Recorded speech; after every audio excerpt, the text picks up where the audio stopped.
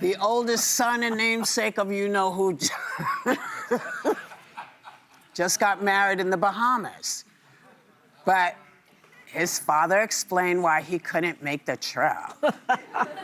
Take a look. Are you attending your son's wedding this weekend, by the way? He'd like me to go, but it's going to be just a small little private affair, and I'm going to try and make it. I'm in the midst. I said, you know, this is not good timing for me. I have a thing called Iran and other things. That's one I can't win on. If I do attend, I get killed. If I don't attend, I get killed. By the fake news, of course, I'm talking about. No, but he's got a very a person who I've known for a long time, and hopefully they're going to have a great marriage. No, he's talking about the girl. That's his son. It's his son. Yeah, he's talking about her, I think. Wait, I think he's talking about. I thought he was talking about his. You know, it's the thing, Whoopi.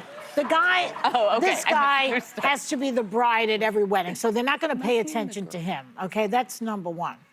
And if they had done the wedding at McDonald's, maybe he would go. Yeah.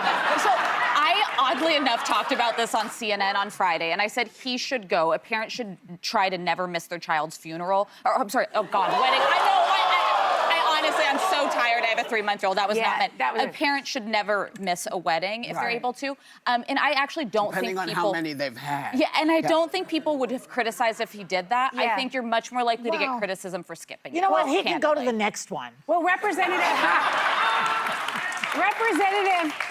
Ro Khanna had the best clapback. So Trump shared an image of, an AI image of Trump demanding that Fox News no longer allow Representative Khanna. So he said, congratulations on your wedding. Sorry for distracting your dad with this important work. Because he stayed behind to post things. Oh my God. I just think it's only funny because it's so true. You don't post if you skip the wedding.